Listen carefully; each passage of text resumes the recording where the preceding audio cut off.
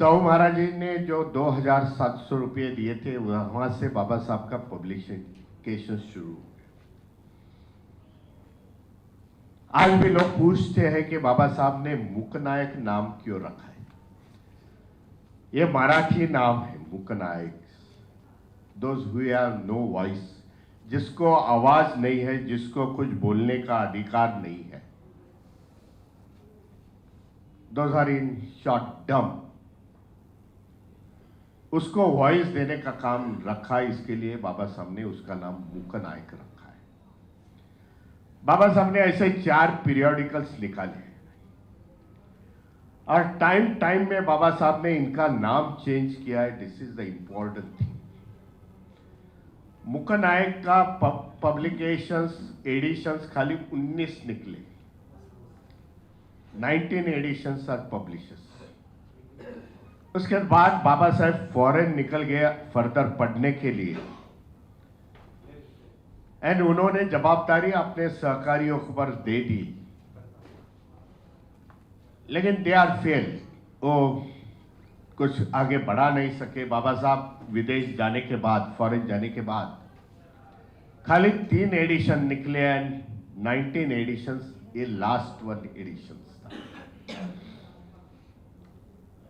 अब भी ये एडिशन महाराष्ट्र गवर्नमेंट ने पब्लिश किया है, वेरी सिग्निफिकेंट है। I think that it will be translated in the English also. Mooknayak और जनता नाम का पेपर है, उसका कॉम्बिनेशन करके एक बड़ा बुक निकाला है। नहीं, मूकनायक एंड बहिष्कृत भारत जनता हैव अ डिफरेंट वॉल्यूम्स, और उसमें बाबा साहब ने जो लिखा है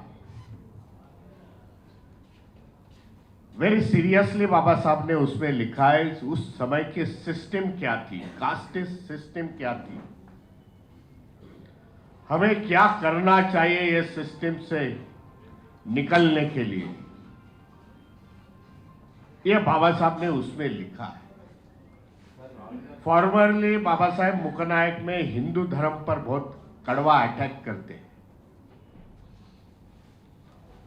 हिंदू धर्म के सिस्टम पर बाबा साहब ने काफी लिखा है मूकनायक में। जो अभी बताया दिया कि मूकनायक का बाबा साहब ने एडवर्टाइज पब्लिश करने के लिए बाल गंगाधर तिलक को दिया था, केसरी का टर्न डाउन कर दिया, छपा नहीं।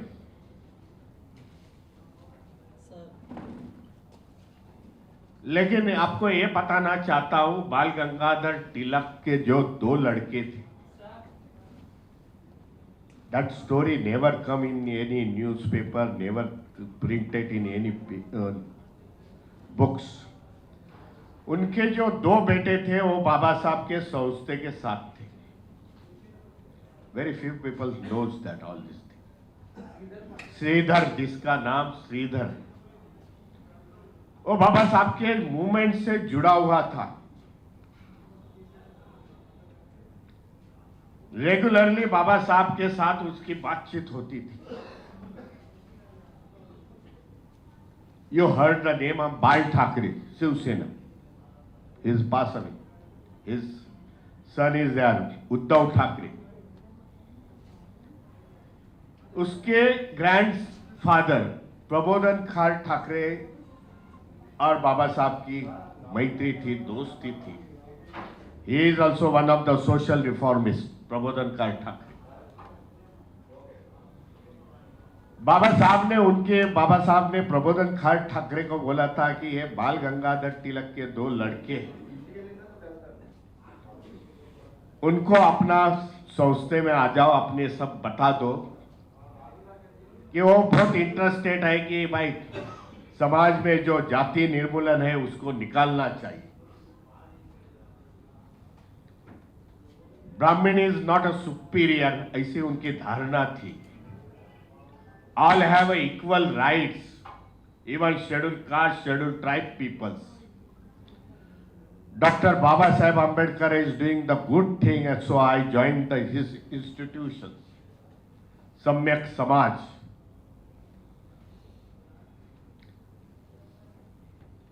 श्रीधर को मालूम था, श्रीधर तिलक को मालूम था कि उसके पिताजी बाल गंगाधर तिलक जो कहते हैं वो असल में झूठ है। अपना सन बाप को बोलता है कि ये सब झूठ है तुम्हारा, तुम ये हिंदुइज्म प्रैक्टिस करते हैं, मनुवाद की प्रैक्टिस करते हैं, ब्राह्मण सिस्टम एडॉप्ट करते हैं, ये सब झूठ है तुम्हारे। The real thing is equality, that is the BR Ambedkar, Baba Saheb Ambedkar doing the great thing. Mooknayak పత్రిక పేరు ఇది మరాఠీ నుండి పెట్టబడినటువంటి పేరు. దాని అర్థం ఏమిటి అంటే, మూక్ నాయక్ అంటే నోరు లేని వాళ్ళకి, మాటలు రాని వాళ్ళకి మాట ఇచ్చేటువంటిది, నోరు లేని వారికి నోరు ఇచ్చేటువంటిది. ఈ మూక్ నాయక్ పత్రిక ప్రధానంగా డాక్టర్ బాబాసాహెబ్ అంబేద్కర్ అస్పృశ్యుల యొక్క జీవితాల గురించి, వారి యొక్క బాధల గురించి, కన్నీళ్ళు కష్టాల గురించి ఈ పత్రికలో అనేక విషయాలు రాస్తుండేవారు. ఈ పత్రిక ముఖ్యంగా బ్రాహ్మణిజం లేక హిందూయిజం ఏదైతే ఉందో దానికి వ్యతిరేకంగా, లేక అందులో ఉండేటువంటి తప్పుడు భావనలకు వ్యతిరేకంగా అది పనిచేస్తూ ఉండేది, రాస్తూ ఉండేది. ఇంతకుముందు పెద్దలు చెప్పారు, కేసరి పత్రికలో మూక్ నాయక్ పత్రిక ప్రారంభం యొక్క అడ్వర్టైజ్మెంట్ వేయడానికి కూడా వాళ్ళు అంగీకరించలేదు అని. కానీ ఒక వాస్తవం ఏమిటంటే, ఈ వాస్తవం ఏ పత్రికలో రాయలేదు, ఏ పుస్తకంలో కూడా రాయబడి లేదు. కానీ ఎవరైతే కేసరి పత్రికకు పెట్టి మూక్ నాయక్ యొక్క అడ్వర్టైజ్మెంట్ వేయడానికి అంగీకరించలేదో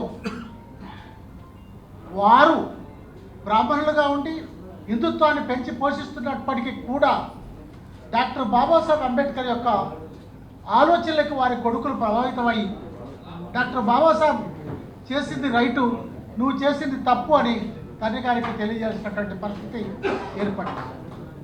ఆ విధంగా డాక్టర్ బాబాసాహెబ్ యొక్క ప్రభావం ఏదైతే ఉందో, సరైనటువంటి ఆలోచన విధానం అయితే ఏదైతే ఉందో, అది బాబాసాహెబ్ అంబేద్కర్ని వ్యతిరేకించినటువంటి కుటుంబాల్లో కూడా ఒక కొత్త ఆలోచనను, సరైనటువంటి ఆలోచనను రేకెత్తింపజేయడానికి ఒక ఆస్కారం ఏర్పడింది అనేటువంటి వాస్తవాన్ని మనం ఈ సందర్భంగా గుర్తించాలి.